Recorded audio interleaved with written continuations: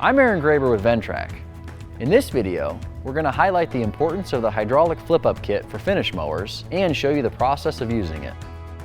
It's a major advantage to be able to flip up the finish mower so that you can service it or clean it frequently, and also helps make the process quicker of changing blades, sharpening blades. You can also store or transport the mower deck in the service position, which gives you more space on a trailer or in a storage facility. First, make sure the deck is in the lowest cut height position. Then, raise the hood, pull 3 pins, and release the belt tension. And lower the hood. Now you're ready to flip the deck up. Start the tractor, raise the hitch arms with the front lever, then you can flip the deck with the rear lever.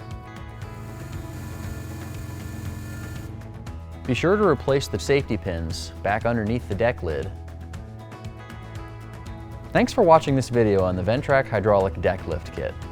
For more information, visit our website at ventrac.com or visit a dealer near you.